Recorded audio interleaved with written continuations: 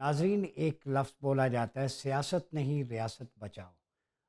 یہ گونج ہم نے بہت پہلے بھی سنی اور آج میرے خیال میں اس کی اشد ضرورت ہے کہ اپنی اپنی پالیٹکس، اپنے ڈائنامکس اور ایریا کے اندر رہتے ہوئے ہم کریں۔ لیکن سیاست کا مقصد جو میرے خیال میں فوت ہوتا ہوا نظر آ رہا ہے، تو لغوی اعتبار سے میں اس کو ریکال کر دوں کہ 3 سٹیجز ہیں۔ ایک ہے اصلاح نفس، فرد کی اپنی ظاہری اور باطنی تربیت، یہ بھی سیاست ہے۔ پھر تدبیر منزل ہے دوسری سٹیج، امور خانہ داری، ہیڈ آف ہاؤس کے طور پہ گھر کے تمام فائنینشیل ریسورسز کو مینیج کرنا، گھر کے امور کی اصلاح کرنا، یہ گھر کی سیاست ہے۔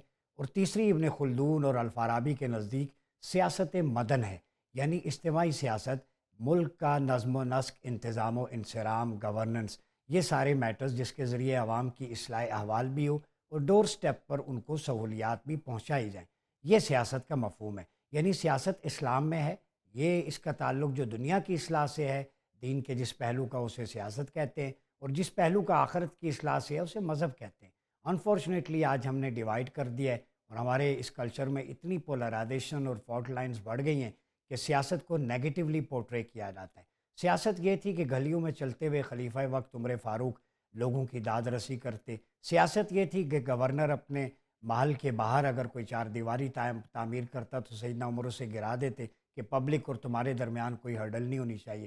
انصاف کا یہ عالم تھا کہ آپ صلی اللہ علیہ وسلم کے دور سے لے کے خلافت کے دور میں عام آدمی اور ہیڈ آف اسٹیٹ اور خلیفہ اور عامل اور گورنر کا لائف سٹائل ایک ہوتا تھا۔ اس کا مطلب ہے کہ جب عام آدمی اور اشرافیہ کے درمیان خلیج حائل ختم ہو جائے، پھر دوریاں ختم ہو جاتی ہیں، پھر اصلاح کی طرف جاتے ہیں۔ لیکن یہاں اپر کلاس جو ہے، اے سی صاحب صرف 2 منٹ میں آ کے مارکیٹس بند کروا دیتے ہیں، غریب کی ریڑھی الٹ دیتے ہیں۔ 25-25 30-30 لاکھ روپے ان کی منتھلی انکم ہوتی ہے، لیکن ان کا صرف ایک یہی کام رہ گئے۔ اور دوسری طرف جتھے لاؤ لشکر انتشار کی صورت پیدا کر کے اسلام آباد کے کیپٹل پہ آپ چڑھ دوڑتے ہیں، پورے ملک کا امیج پوری دنیا میں بدنام ہوتا ہے۔ باہر سے جو ڈیلیگیٹس آتے ہیں، پریزیڈنٹ آئے ہوتے ہیں، ان کے سامنے کیا آتا ہے؟ وہ آ کے کہتے ہیں کہ آپ کو داخلی انتشار کے ذریعے غیر مستحکم کرنے کی کوشش کی جا رہی ہے۔ گزشتہ 3-4 دنوں کے اندر ہم نے جو اسلام آباد میں کیاس دیکھا، بیریکیڈ دیکھے، اکانومی کا نقصان ہوا، سب کچھ ہوا۔ اور پھر اس کے بعد TV talk show, YouTube, vloggers, غیر ذمہ دارانہ رپورٹنگ، بغیر ایویڈنس کے پرانی ویڈیوز افغانستان کی ماڈل ٹاؤن کی وائرل کر کے خون آلود مناظر پاکستان کے پیش کرنا، کیا یہ پاکستان کی خدمت ہے؟ تو ہم آج دیکھیں گے کہ سیاست نہیں، ریاست بچاؤ، یہ ملک ہے تو ہم سب ہیں۔